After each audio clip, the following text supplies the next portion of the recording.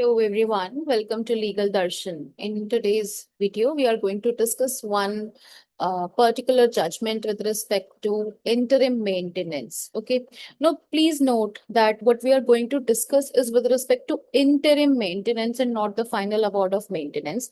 Interim maintenance is something which is awarded by the courts when the final order of maintenance is pending. Okay, so for example, if I go and file a case of maintenance under 125 CRPC or 144 BNSS as of now, what the court is going to do, court might award me an interim maintenance that throughout, the litigation, I will be entitled to so and so amount that the court is deciding for me as an interim maintenance. Okay, so that immediately because of the litigation, I am not thrown under the bus and I do not suffer any financial hardship in my day-to-day life. Okay. However, after looking at the evidences, looking at the cases, looking at how my opposite party is going to rebut my contentions, the final maintenance can be decided at a later on stage. Okay, but interim maintenance is awarded to a party to safeguard their interest for the time being. Okay, so now the case that we are going to discuss is the one case of interim maintenance.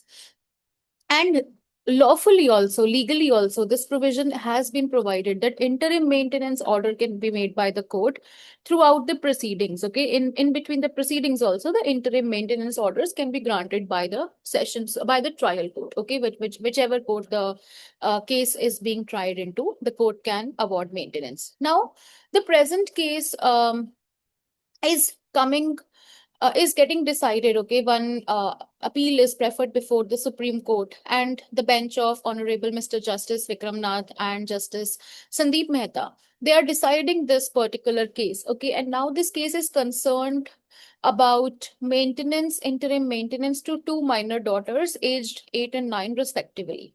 The judgment is titled as Sujata Kumari versus Rahul Kumar and others. And another, and in this case was decided on 20th of August 2026. Okay, now we go into what happened in this particular case.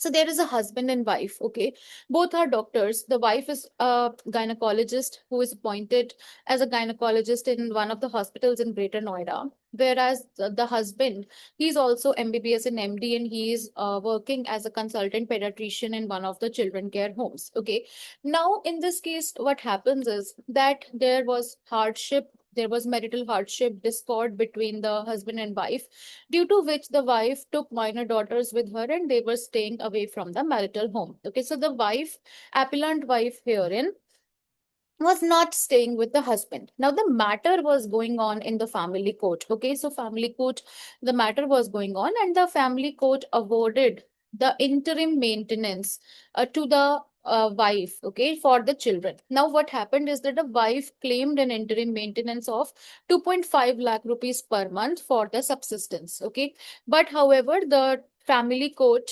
awarded the maintenance of 60,000 rupees, okay, that the husband has to in an interim manner give the maintenance to the wife towards the expenses of their minor daughters. The maintenance was not granted to the wife because she herself was earning, but the maintenance was granted for the children, okay, for the two minor daughters who were residing with their mother, the appellant wife herein. Okay, so the trial court, the family court, rather, we should put it like that. The family court awarded a total of 30,000 and 30,000 for both the girls, the minor girls, totaling to 60,000 rupees per month, while the claimed amount was 2.5 lakh, which the family court did not allow. Therefore, in the High Court, an appeal was filed before the High Court, and the High Court reduced this amount. Okay, so the High Court noted that the wife is earning 1.5 lakhs, the husband is earning approximately 2 lakhs. Therefore, they should, be an equal expenditure. So the expenditure of maintenance that was given to the part of the husband, the interim maintenance the husband respondent had to pay herein, was reduced down to 15,000 for each daughter, meaning a total of 30,000, which earlier was 60,000 given by the family court. Now, therefore, the wife came before the Supreme Court and filed an appeal. The Supreme Court in this case observed that merely because wife is earning, it does not reduce the liability of the husband or of the father to maintain the children. Okay, so the Supreme Court said that the Allahabad High Court has taken an erroneous view while decreasing the interim maintenance amount that was awarded to husband by half. Okay, that was awarded against the husband by half. Okay, so the court noted that both are doctors, we understand, both are, having good income. Wife is earning 1.5 lakhs, the husband is earning 2 lakhs rupees per month.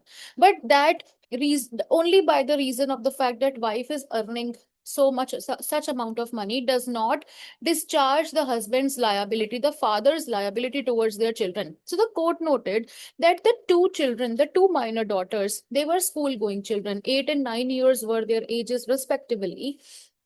They were living with their mother. Mother was upbringing them. Mother was taking care of them alongside, her job, her profession. She was taking care of them, which is more, important and more material than just the financial aid that the husband would be providing by way of interim maintenance. Okay, so the court in this case observed, okay, the court basically observed that it was right on the part of family court to award such a maintenance. Moreover, when the High Court reduced the maintenance from 60,000 to 30,000 in toto, the High Court did not show any, disappointment, or the High Court did not show that there was any kind of perversity in the family court's order. High Court merely reduced the amount of interim maintenance granted to the wife for their daughters, merely by saying that wife was equally earning, so she should also equally contribute. 30,000, 60,000 was fixed as a reasonable maintenance for both the daughters, and therefore the High Court observed that 30,000 of it should also come from the wife. The Supreme Court rejected this view, and the Supreme Court said that we cannot sustain this reduction, because one, it is going for the daughters, it is for the father to maintain them.